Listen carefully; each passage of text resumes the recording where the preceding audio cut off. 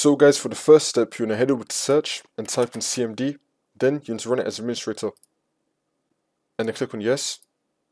And then once you're on this, we're going to type in net space user space administrator space / active : yes, and then click on enter.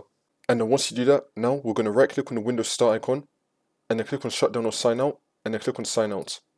And then once we're here, we're now going to be having another account called administrator. You want to sign into this. And then once you're on this, you want to head over to search and type in File Explorer Options. Click on it. And then once you're on this, you want to click on the View tab. Now you want to select Show Hidden Files, Folders and Drives. Select this and then click on OK. And now for the next step, you want to head over to search again and type in File Explorer. Click on it.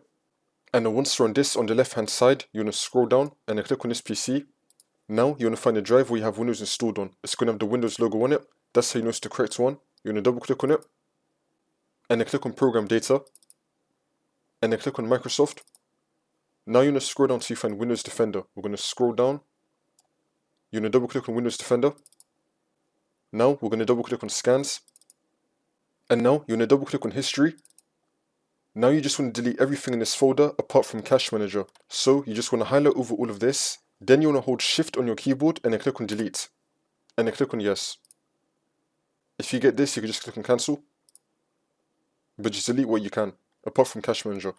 And then once you do that, now we're just going to right click on the Windows Start icon again.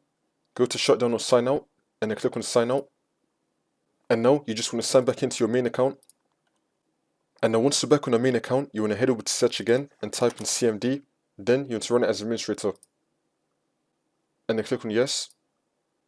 And then once you're on this, you want to type in net space user space administrator space / active : no. And then click on enter. Now you just want to restart your computer.